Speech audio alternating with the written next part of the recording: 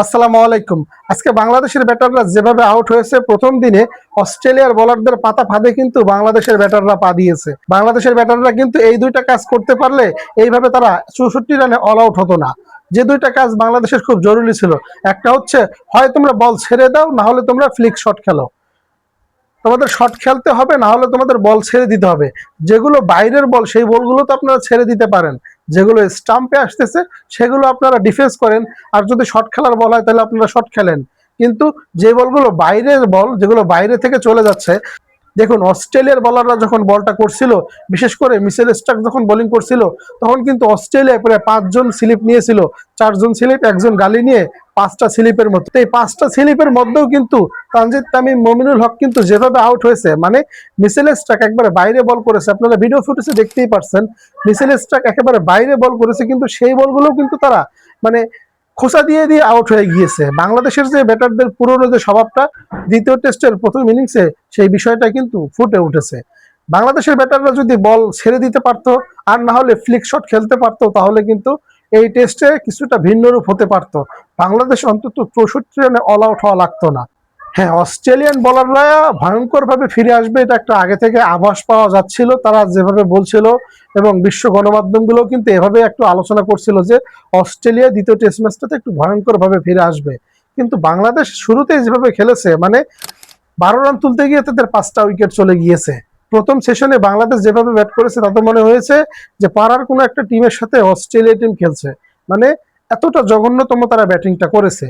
দেখুন, প্রথম 5 জনের মধ্যে 4 জনই কিন্তু ডাক মেরেছে। প্রথম 2 ওপেনার ডাক মেরেছে, লিটন কুমার দাস ডাক মেরেছে, নাজমুল হোসেন শান্ত ডাক মেরেছে। যাক, এরকম দুর্বলতা হতেই পারে, কিন্তু ভাই, যে বলটা ছেড়ে দেওয়ার বল, সেটা আপনারা ছেড়ে দেন। সৈয়দ আবিদ স্বামী অনফিল্ডের স্বামী ভাই বলেছিল 2টা কাজ করতে পারো, হয় বল ফ্লিক শট খেলো, না হলে তোমরা বল ছেড়ে দাও। কিন্তু বাংলাদেশের ব্যাটাররা যে কাজটা করেছে আজকে, 2টার একটাও করেনি। দেখুন সাদমান ইসলাম কিভাবে আউট হয়েছে। তিনি কিন্তু ফ্লিক শট খেলতে গিয়ে কিন্তু এক্সিকিউট করতে পারেনি, ভুলভাল শট খেলে স্লিপে কিন্তু ক্যাচ দিয়ে ফিরে গিয়েছে। সেম কাজটাও কিন্তু তানজিদ তামিম করেছে। তানজিদ তামিম যে বলটায় আউট হয়েছে, একেবারে কিন্তু বাইরের একটা বল। ভাই, বলটা যদি ছেড়ে দিত তানজিদ তামিম, কিন্তু তেমন কোনো ক্ষতি হতো না। এরকম আরো 50টা বল যদি ছেড়ে দিত তানজিদ তামিম, তাও কোনো ক্ষতি হতো না। যে বলটাই তিনি আউট হয়েছে, মানে মিচেল স্টার্কের পাতা ফাঁদে তানজিদ তামিম পা দিয়েছে। খোসা মেরে স্লিপে ক্যাচ দিয়ে তিনিও কিন্তু ফিরে গিয়েছে, তিনি কিন্তু বলটা ছেড়ে দেননি। শান্তর কথা বলতে চাই, শান্তও কিন্তু ফ্লিক শট খেলতে গিয়ে আউট হয়েছে। শান্ত যদি ফ্লিক শটে এক্সিকিউট করতে পারতো, তাহলে কিন্তু এই জায়গাটায় কিন্তু আউট হতো না শান্ত। শান্তও কিন্তু এই জায়গাটায় মানে ফ্লিক শটে কিন্তু একটা দুর্বলতা দেখা গেছে তার মধ্যে। এই ব্যাটাররা ফ্লিক শট খেলতে পারে না। বিশেষ করে মিচেল স্টার্কের বল 2 ধরনের বিশেষ করে হয়ে থাকে। একটা হচ্ছে সামনের দিকে বল করবে, পায়ের সামনে বল করবে। এই বলগুলো যদি আপনি ফ্লিক শট খেলতে না পারেন, হয় আপনি বোল্ড হবেন, না হচ্ছে আপনি এলবিডব্লিউর ফাঁদে পড়বেন, না হলে শর্ট এজ হতে পারে। কিন্তু শান্তও কিন্তু এক্সিকিউট করতে পারেননি, বা ডিফেন্সও কিন্তু করতে পারেননি। মমিনুলের কথা বলতে চাই, মমিনুলও কিন্তু সেম ভাবে তানজিদ তামিমের মতো কিন্তু সেম একই জায়গার বলে কিন্তু সেই মিচেল স্টার্কের পাতা ফাঁদে কিন্তু পা দিয়ে তিনিও কিন্তু ফিরে গিয়েছিল। শুরু থেকে যখন বাংলাদেশের এক পাশ থেকে উইকেট যাচ্ছিল, মমিনুল কিন্তু কিছুটা ভালো খেলছিল। কিন্তু মমিনুল যে বোকামিটা করেছে একজন অভিজ্ঞ ব্যাটার হিসেবে, এই বোকামিগুলো কেন করতে হবে? বাংলাদেশ আজকে ম্যাচে যদি বাংলাদেশ প্রথম ইনিংসে যদি বলগুলো ছেড়ে দিত, তাহলে বাংলাদেশের এই দিনটা দেখতে হয় না। মমিনুলও ঠিক একইভাবে ভুল করেছে, মিচেল স্ট্রাইকের পাতা ফাঁদে ফা দিয়ে স্লিপে ক্যাচ দিয়ে আউট হয়েছে।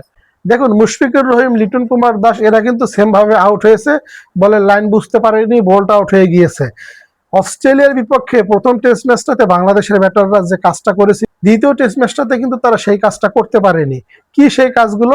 প্রথমত, বাংলাদেশ কিন্তু দ্বিতীয় টেস্ট ম্যাচের প্রথম ইনিংসে বল ছেড়ে দেননি।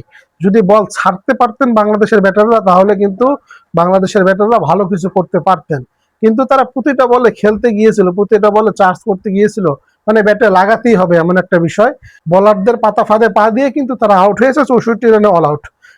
সেখান থেকে বাংলাদেশের ব্যাটাররা দুর্বলতার দিক থেকে আউট হয়েছে। তবে বাংলাদেশ প্রথম ইনিংসে 64 রানে অল আউট হওয়ার পরেও কিন্তু বাংলাদেশ অবিশ্বাস্যভাবে কামব্যাকটা করেছে। দেখুন, নাজমুল হোসেন শান্তর অধীনে বাংলাদেশ এই টিমটা কিন্তু খুব ভালো ক্রিকেটটাই খেলছে, টেস্ট ক্রিকেটটা। 64 রানে অল আউট হওয়ার পর অনেকেই বলছিল, অনেকেই বলতে কি আমি নিজেও বলছিলাম, বাংলাদেশ হয়তো বা ইনিংস ব্যবধানে পরাজয় বরণ করবে।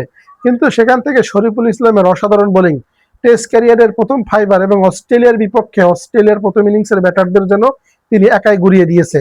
মিচেল স্টার্কও 6টা উইকেট নিয়েছে, সেই সাথে তার জবাবে শরীফুল ইসলামও কিন্তু 6টা উইকেট তুলে নিয়েছে।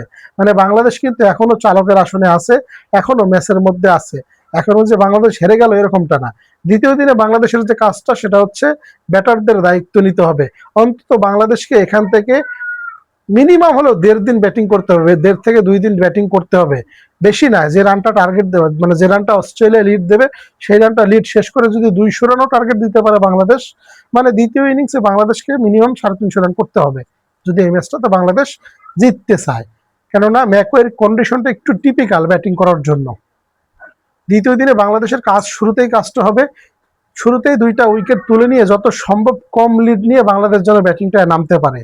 শরীফুল ইসলাম, বাংলাদেশের বলাররা, মানে বাংলাদেশের বলারদের নিয়ে কোনো প্রশ্ন নেই আমার।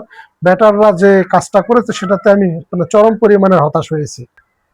কমেন্ট বক্সে আপনাদের মন্তব্য মতামত আশা করছি।